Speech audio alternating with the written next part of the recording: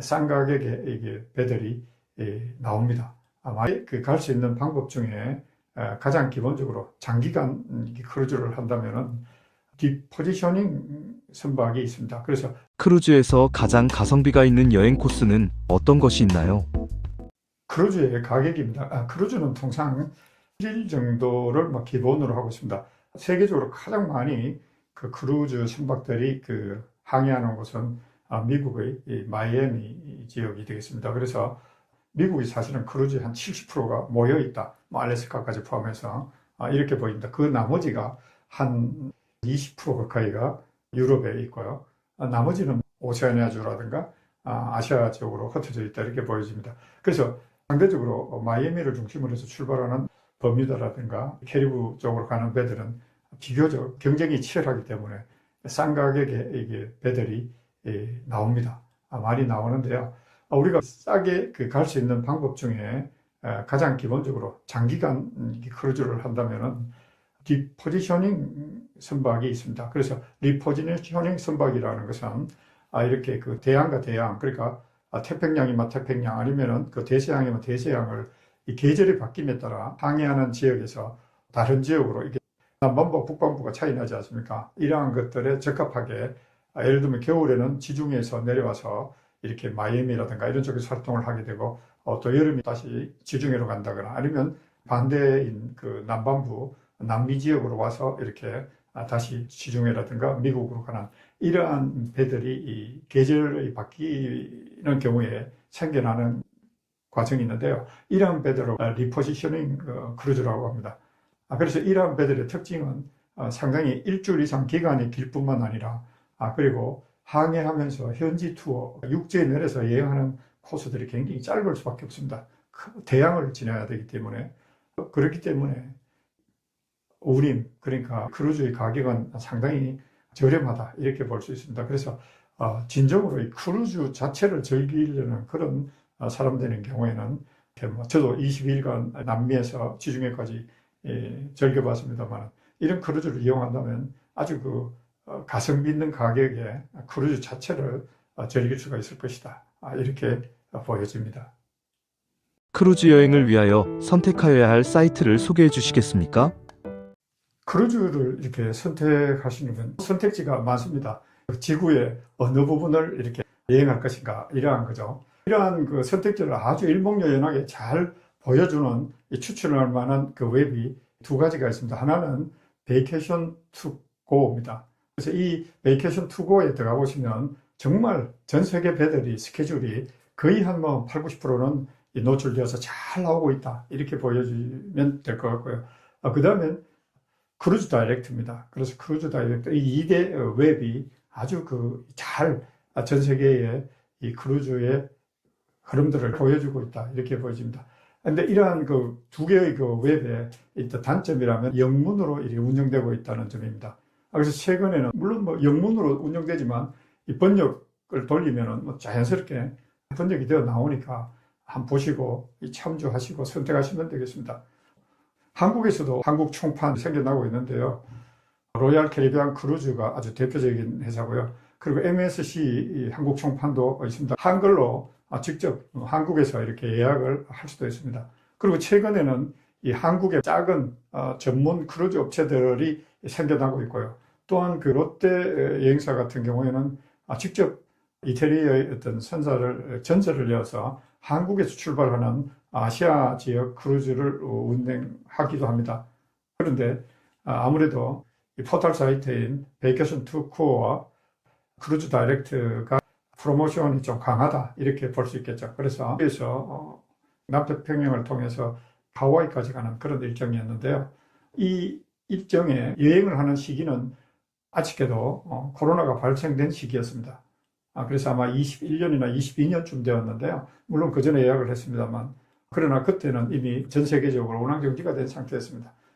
그럴 경우에는 아주 부득이한 상황이었는데 선사에서 이 요금을 환불을 해주었습니다. 대부분의 요금들은 일정 기간이 지나면은 100% 환불이 어렵습니다. 감액이 된다거나 예를 들면 30일 이전이라든가 이럴 경우에는 거의 환불이 되지 않는 경우도 있습니다만 저는 그렇게 환불을 이렇게 받은 경우도 있었습니다.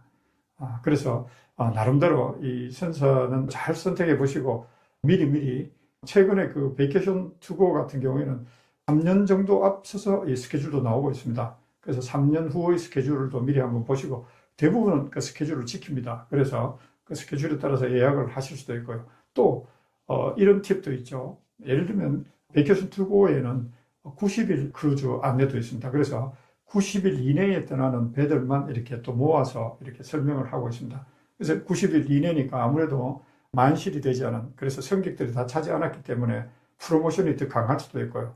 더 싼 가격에 우리가 또 이게 여행을 할 수 있는 기회도 있습니다. 그러니까 시간이 넉넉히 있으신 분들은 그 이내에 떠나실 수 있는 분이라면 어느 지역을 좋아하는, 자기가 선호하는 지역을 선택해서 하나의 비용을 아끼는 그런 방법도 되지 않을까 이렇게 생각합니다. 크루즈를 이용하기 좋은 세대는 왜 은퇴 세대인가요?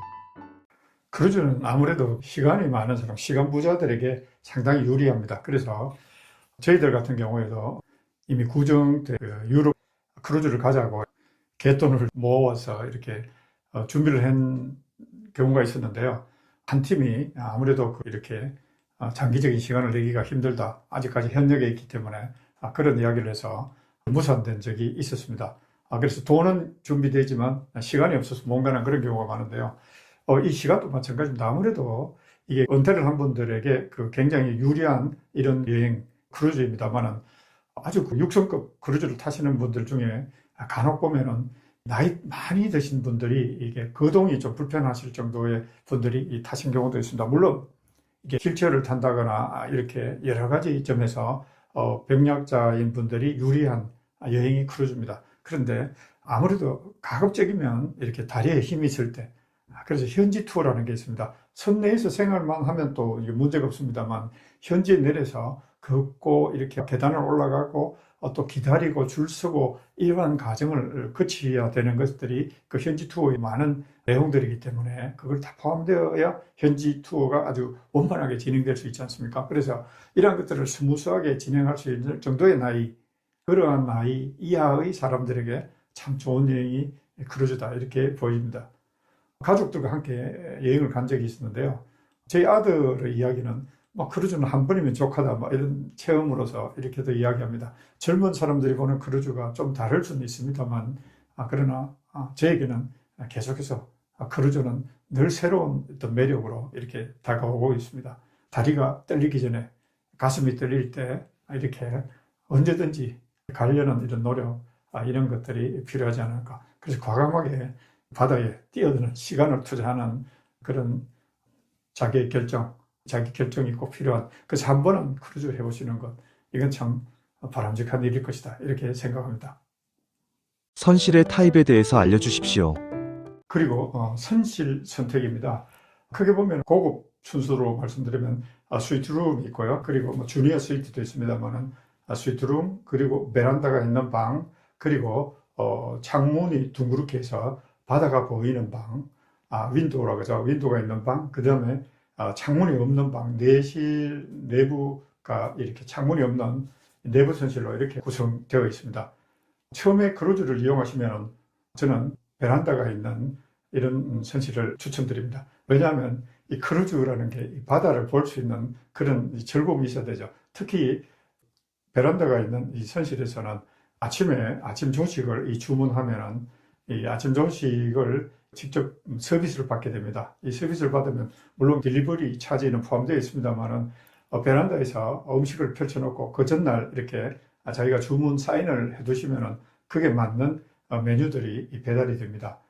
그러면 룸서비스죠. 룸서비스 보면 아침에 햇살을 받으면서 베란다에서 식사를 하는 그러한 체험도 꼭 한 번은 해보셔야 됩니다. 겨울일지라도 한번 이렇게 즐거운 그런 체험이죠. 그런 체험, 그 베란다, 선실 베란다에서의 아침 식사, 그건 굉장히 추천드립니다. 근데 저희들이 베란다가 있는 룸을 이렇게 한 3번을 이용하고 나서 그 다음에는 22일간의 크루즈에서는 내부 선실, 그래서 창문이 없는 선실을 선택했습니다. 물론 가성비죠. 당연히 이제 가격이 싸기 때문에 그걸 이용했습니다만은 크게 베란다에서 느낌 이런 것들이 좀 둔해짐으로 해서 좀 더 어떤 경제적인 그런 선실을 이제 찾게 되었는데요. 그런 내부 선실을 결정해 놓고도 사실 걱정은 했습니다. 왜냐하면 제일 걱정되는 것이 환기였습니다. 창문이 없다 보니까 이 냄새라든가 이런 환기들을 어떻게 이제 잘 해결할 수 있을까? 이런 생각을 했고요. 또한 그 습도였습니다. 우리가 이 샤워를 한다거나 이러면 이런 목욕탕에서의 어떤 습도들이 얼마나 남아있지는 않을까? 이런 생각을 했습니다. 왜냐하면 창문이 전혀 없고 오직 현관도 하나만으로 가지고 이렇게 운영되는 그런 방이었기 때문에 그렇습니다. 근데 저희들이 22일간 이용을 했습니다만 결과는 대만족이었습니다. 엄청난 환기 시설이 아주 잘 되어 있었습니다. 그래서 빨래를 해서 말릴 경우에도 전혀 문제가 없었고요. 또 냄새도 굉장히 순환 시스템이 잘 되어 있어서 환기가 잘 되었습니다. 그래서 만약에 크루즈를 한 2번, 3번 정도 타셨다면 이 내부 선실을 꼭 이용해 보시는 것, 내부 선실의 어떤 만족도, 그리고 또한 주로 이제 크루징을 하다 보면 액티비티가 많기 때문에 배 안에서 선실에서는 주로 이제 잠만 자죠. 사실은 잠만 자는 게 대부분이지 않습니까? 아니면 딴 데 배 안에 얼마든지 좋은 공간들이 많이 있기 때문에 그렇습니다. 그래서 잠만 자기에는 아주 컴컴하고 좋습니다.